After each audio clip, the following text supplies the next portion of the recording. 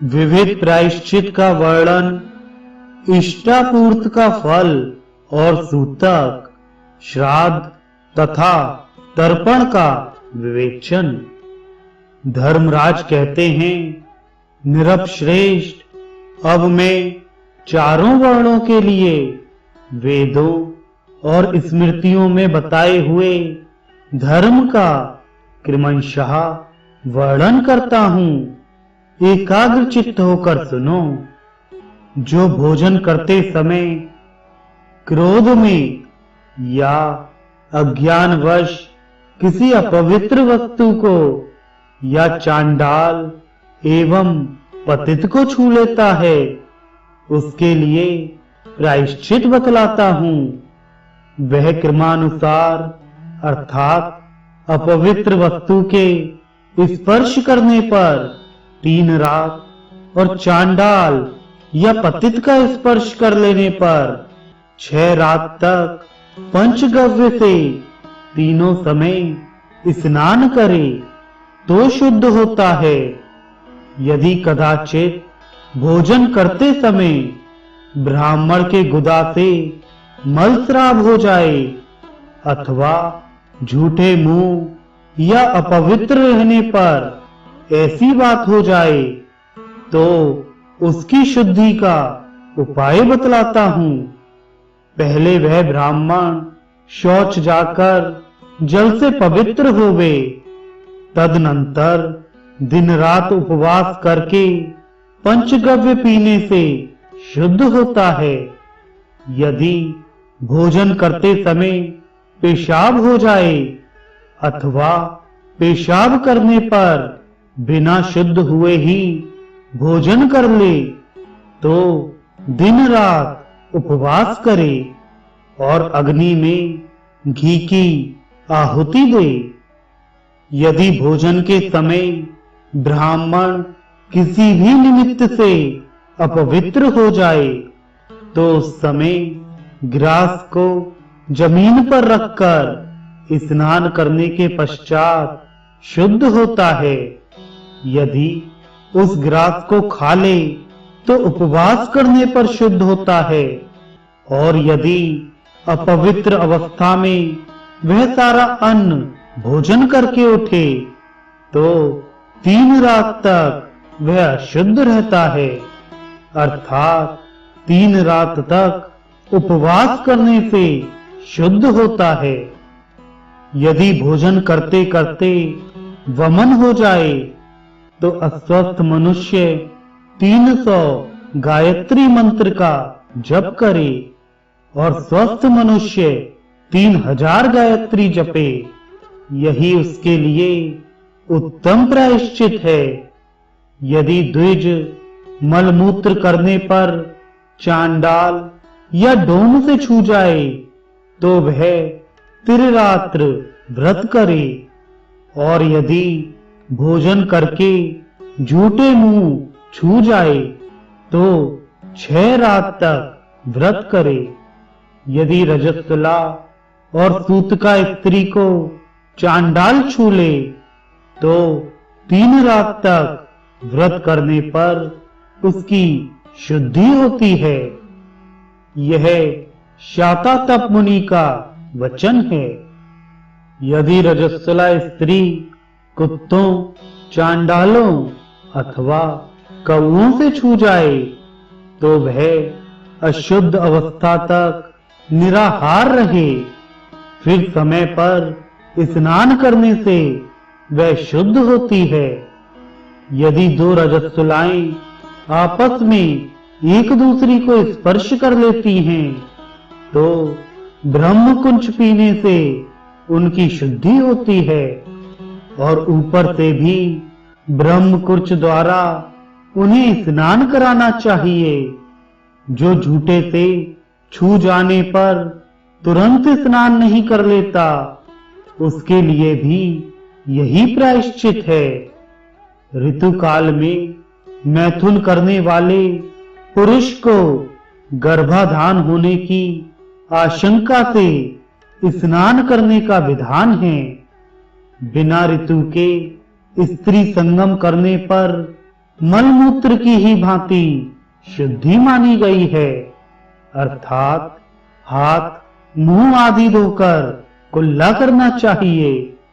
मैथुन कर्म में लगे हुए पति पत्नी दोनों ही अशुद्ध होते हैं, परंतु शैया से उठने पर स्त्री तो शुद्ध हो जाती है, किंतु पुरुष स्नान के पूर्व तक अशुद्ध ही बना रहता है। जो लोग पतित ना होने पर भी अपने बंधुजनों का त्याग करते हैं, राजा को उचित है कि उन्हें उत्तम साहस का दंड दे। यदि पिता पतित हो जाए तो उसके साथ इच्छानुसार बर्ताव करे, अर्थात अपनी रुचि के अनुसार उसका त्याग और ग्रहण दोनों कर सकते हैं, किंतु माता का त्याग कभी ना करें। जो रस्सी आदि साधनों द्वारा फांसी लगाकर आत्मघात करता है, वह यदि मर जाए तो उसके शरीर में पवित्र वस्तु का लेप करा दें, और यदि जीवित बच जाए तो राजा उसे 200 मुद्रा दंड ले। उसके पुत्र और मित्रों पर 1-1 मुद्रा दंड लगावे, और वे लोग शास्त्रीय विधि के अनुसार प्रायश्चित करें। जो मनुष्य मरने के लिए जल में प्रवेश करके अथवा फांसी लगाकर मरने से बच जाते हैं, जो संन्यास ग्रहण करके और उपवास व्रत प्रारंभ करके उसे त्याग देते हैं, जो विष पीकर अथवा ऊंचे स्थान से गिरकर मरने की चेष्टा करने पर भी जीवित बच जाते हैं, तथा जो शस्त्र का अपने ऊपर आघात करके भी मृत्यु से वंचित रह जाते हैं, वे सब संपूर्ण लोक से बहिष्कृत हैं। इनके साथ भोजन या निवास नहीं करना चाहिए। ये सबके सब एक चंद्रायण अथवा 2 तप्त कृच्छ व्रत करने से शुद्ध होते हैं। कुत्ते, सियार और वानर आदि जंतुओं के काटने पर तथा मनुष्य द्वारा दांत से काटे जाने पर भी मनुष्य दिन रात अथवा संध्या कोई भी समय क्यों ना हो, तुरंत स्नान कर लेने पर शुद्ध हो जाता है। जो ब्राह्मण अज्ञान से अनजान में किसी प्रकार चांडाल का अन्न खा लेता है, वह गोमूत्र और यावक का आहार करके 15 दिन में शुद्ध होता है। गौ अथवा ब्राह्मण का घर जलाकर, फांसी आदि लगाकर, मरे हुए मनुष्य का स्पर्श करके तथा उसके बंधनों को काटकर ब्राह्मण अपनी शुद्धि के लिए एक कृच्छ व्रत का आचरण करे।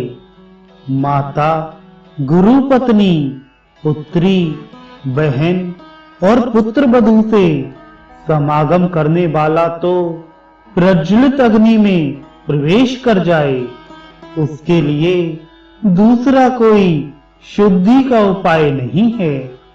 रानी, सन्यासिनी, धाय, अपने से श्रेष्ठ वर्ण की स्त्री तथा समान गोत्र वाली स्त्री के साथ समागम करने पर मनुष्य 2 कृच्छ व्रत का अनुष्ठान करे।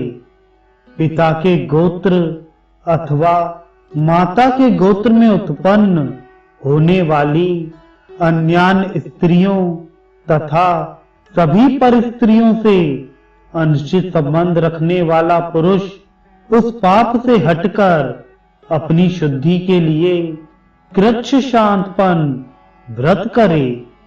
द्विजगण खूब तपाए हुए कुशोदक को केवल एक बार 5 रात तक पीकर वैश्यागमन के पाप का निवारण करते हैं। गुरु तल्पकामी के लिए जो व्रत है वही कुछ लोग गोघातक के लिए भी बताते हैं और कुछ विद्वान धर्म भ्रष्ट के लिए भी उसी व्रत का विधान करते हैं। जो डंडे से गौ के ऊपर प्रहार करके उसे मार गिराता है, उसके लिए गोवध का जो सामान्य प्रायश्चित है उससे दूना व्रत करने का विधान है। तभी वह व्रत उसके पाप को शुद्ध कर सकता है। गौ को हाँकने के लिए अंगूठे के बराबर मोटी, बाह के बराबर बड़ी, पल्लव युक्त और गीली पतली डाल का डंडा उचित बताया गया है। यदि गौओं के मारने पर उनका गर्भ भी हो और वह मर जाए तो उनके लिए पृथक पृथक एक एक कृच्छ व्रत करें। यदि कोई काठ, ढेला, पत्थर अथवा किसी प्रकार के शस्त्र द्वारा गौओं को मार डाले तो भिन्न भिन्न शस्त्र के लिए शास्त्र में इस प्रकार प्रायश्चित बताया गया है। काष्ठ से मारने पर शांतपन व्रत का विधान है। ढेले से मारने पर प्रजापत्य व्रत करना चाहिए। पत्थर से आघात करने पर तप्त कृच्छ व्रत और किसी शस्त्र से मारने पर अति कृच्छ व्रत करना चाहिए। यदि कोई गौओं और ब्राह्मणों के लिए अच्छी नियत से औषधि, तेल एवं भोजन दे और उसको देने के बाद उसकी मृत्यु हो जाए तो उस दशा में कोई प्रायश्चित नहीं है। तेल और दवा पीने पर अथवा दवा खाने पर या शरीर में धसे हुए लोहे या कांटे आदि को निकालने का प्रयत्न करने पर मृत्यु हो जाए तो भी कोई प्रायश्चित नहीं है। चिकित्सा या दवा करने के लिए बछड़ों का कंठ बांधने से अथवा शाम को उनकी रक्षा के लिए उन्हें घर में रोकने या बांधने से भी कोई दोष नहीं होता। उपयुक्त पापों का प्रायश्चित करते समय मनुष्य को इस विधि से मुंडन कराना चाहिए। 1/4 प्रायश्चित करने पर कुछ रोम मात्र कटा देने चाहिए। 2/4 के प्रायश्चित में केवल दाढ़ी मूछ मुड़ा ले। 3/4 का प्रायश्चित करते समय शिखा के सिवा और सब बाल बनवा दे और पूरा प्रायश्चित करने पर सब कुछ मुड़ा देना चाहिए। यदि स्त्रियों को प्रायश्चित करना पड़े तो उनके सब केश समेटकर 2 अंगुल कटा देना चाहिए। इसी प्रकार स्त्रियों के सिर मुड़ाने का विधान है। स्त्री के लिए सारे बाल कटाने और वीरासन से बैठने का नियम नहीं है। उनके लिए गौशाला में निवास करने की विधि नहीं है। यदि गौ कहीं जाती हो तो उसके पीछे नहीं जाना चाहिए। राजा, राजकुमार अथवा बहुत से शास्त्रों का ज्ञाता ब्राह्मण हो तो उन सब के लिए केश मुड़ाए बिना ही प्रायश्चित बताना चाहिए। उन्हें केशों की रक्षा के लिए दूने व्रत का पालन करने की आज्ञा दें। दूना व्रत करने पर उसके लिए दक्षिणा भी दूनी ही होनी चाहिए। यदि ऐसा ना करे तो हत्या करने वाले का पाप नष्ट नहीं होता और दाता नरक में पड़ता है। जो लोग वेद और स्मृति के विरुद्ध व्रत प्रायश्चित बताते हैं, वे धर्म पालन में विघ्न डालने वाले हैं। राजा उन्हें दंड द्वारा पीड़ित करे, परंतु किसी कामना या स्वार्थ से मोहित होकर राजा उन्हें कदापि दंड ना दे, नहीं तो उनका पाप 100 गुना होकर उस राजा पर ही पड़ता है। तदनंतर प्रायश्चित पूरा कर लेने पर ब्राह्मणों को भोजन करावे। 20 गाय और 1 बैल उन्हें दक्षिणा में दे। यदि गौओं के अंगों में घाव होकर उसमें कीड़े पड़ जाएं अथवा मक्खी आदि लगने लगे और इन कारणों से उन गौओं की मृत्यु हो जाए, तो उन गायों को रखने वाला पुरुष आधे कृच्छ व्रत का अनुष्ठान करे और अपनी शक्ति के अनुसार दक्षिणा दे। इस प्रकार प्रायश्चित करके श्रेष्ठ ब्राह्मणों को भोजन कराकर कम से कम 1 माशा स्वर्ण दान करे तो शुद्धि होती है।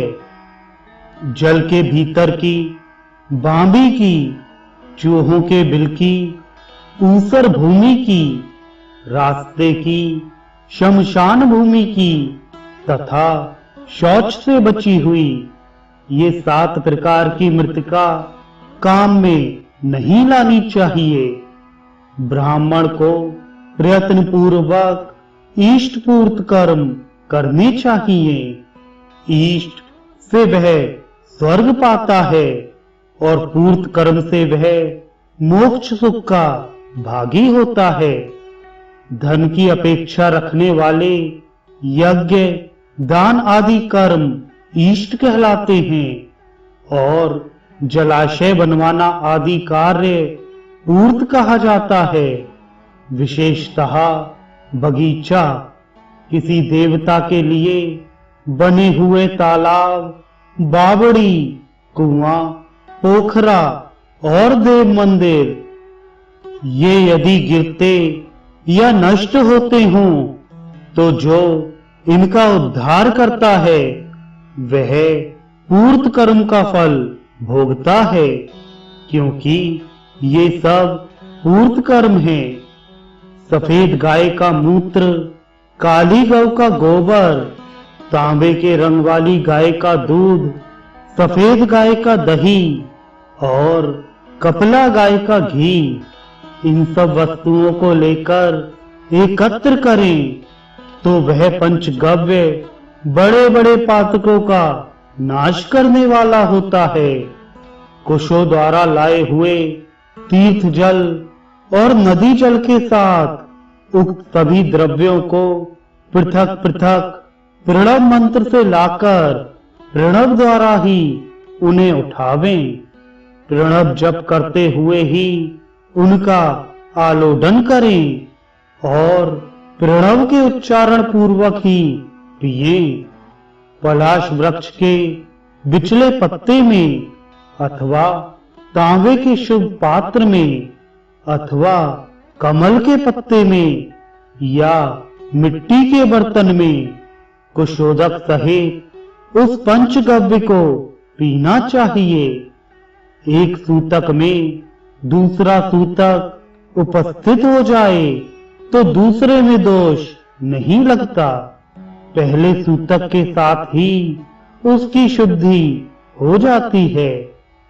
एक जनना शौच के साथ दूसरा जनना शौच और एक मरणा शौच के साथ दूसरा मरणा शौच भी शुद्ध हो जाता है। 1 मास के भीतर गर्भस्राव हो तो 3 दिन का अशौच बताएं। 2 मास से ऊपर होने पर जितने महीने में गर्भस्राव हो उतनी ही रात्रियों में उसके अशौच की निवृत्ति होती है। साध्वी रजस्वला स्त्री रज बंद हो जाने पर स्नान मात्र से शुद्ध होती है। विवाह से 7वें पद पर अर्थात सप्तपदी की क्रिया पूरी होने पर अपने पितृ संबंधी गोत्र से च्युत हो जाती है, यानी उसके पति का गोत्र हो जाता है। अतः उसके लिए श्राद्ध और तर्पण पति के गोत्र से ही करने चाहिए। पिंडदान में पति और पत्नी दोनों का उद्देश्य होता है। अतः प्रत्येक पिंड में 2 नाम से संकल्प होना चाहिए। तात्पर्य यह है कि पिता या पितामह आदि को सपत्नीक विशेषण लगाकर पिंडदान करना चाहिए। इस प्रकार 6 व्यक्तियों के लिए 3 पिंड देने योग्य हैं। ऐसा दाता मोह में नहीं पड़ता। माता अपने पति के साथ विश्वदेव पूर्वक श्राद्ध का उपभोग करती है। इसी प्रकार पितामही और पितामही भी अपने अपने पति के ही साथ श्राद्ध भोग करती हैं। प्रत्येक वर्ष में माता पिता का एकोदिष्ट श्राद्ध द्वारा सत्कार करे। उस वार्षिक श्राद्ध में विश्वदेव का पूजन नहीं किया जाता, अतः उनके बिना ही वह श्राद्ध भोजन करावे। उसमें एक ही पिंड दान करे। नित्य नैमित्तिक काम्य वृद्धि श्राद्ध तथा पार्वण। विद्वान पुरुषों को ये 5 प्रकार के श्राद्ध जानने चाहिए। ग्रहण, संक्रांति, पूर्णिमा या अमावस्या पर्व, उत्सव काल तथा महालय के अवसर पर मनुष्य 3 पिंड दे और मृत्यु तिथि को एक ही पिंड दे। जिस कन्या का विवाह नहीं हुआ है वह पिंड गोत्र और सूतक के विषय में पिता के गोत्र से पृथक नहीं है। पाणी ग्रहण और मंत्रों द्वारा वह अपने पिता के गोत्र से पृथक होती है। जिस कन्या का विवाह जिस वर्ण के साथ होता है उसके समान उसे सूतक भी लगता है। उसके लिए पिंड और तर्पण भी उसी वर्ण के अनुसार होने चाहिए। विवाह हो जाने पर चौथी रात में वह पिंड, गोत्र और सूतक के विषय में अपने पति के साथ एक हो जाती है। मृत व्यक्ति के प्रति हित बुद्धि रखने वाले बंधुजनों को शवदाह के प्रथम, द्वितीय, तृतीय अथवा चतुर्थ दिन अस्थि संचय करना चाहिए, अथवा ब्राह्मण आदि चारों वर्णों का अस्थि संचय क्रमशः चौथे, 5वें, 7वें और 9वें दिन भी कर्तव्य बताया गया है। जिस मृत व्यक्ति के लिए 11वें दिन वृषोत्सर्ग किया जाता है वह प्रेतलोक से मुक्त और स्वर्गलोक में प्रतिष्ठित होता है। नाभि के बराबर जल में खड़ा होकर मन ही मन यह चिंतन करे कि मेरे पितर आवें और यह जलांजलि ग्रहण करें। दोनों हाथों को संयुक्त करके जल से पूर्ण करे और गोश्रंग मात्र जल उठाकर उसे पुनः जल में डाल दे। जल में दक्षिण की ओर मुंह करके खड़ा हो और आकाश में जल गिराना चाहिए, क्योंकि पितरों का स्थान आकाश और दिशा दक्षिण है। देवता आप अर्थात जल कहे गए हैं और पितरों का नाम भी आप है। अतः पितरों के हित की इच्छा रखने वाला पुरुष उनके लिए जल में ही जल दे। जो दिन में सूर्य की किरणों से तपता है, रात में नक्षत्रों के तेज तथा वायु का स्पर्श पाता है और दोनों संध्याओं के समय भी उक्त दोनों वस्तुओं का संपर्क लाभ करता है, वह जल सदा पवित्र माना गया है। जो अपने स्वाभाविक रूप में हो, जिसमें किसी अपवित्र वस्तु का मेल न हुआ हो, वह जल सदा पवित्र है। ऐसा जल किसी पात्र में हो या पृथ्वी पर सदा शुद्ध माना गया है। देवताओं और पितरों के लिए जल में ही जलांजलि दे, और जो बिना संस्कार के ही मरे हैं, उनके लिए विद्वान पुरुष भूमि पर जलांजलि दे। श्राद्ध और होम के समय एक हाथ से पिंड एवं आहुति दे, किंतु तर्पण में दोनों हाथों से जल देना चाहिए। यह शास्त्रों द्वारा निश्चित धर्म है।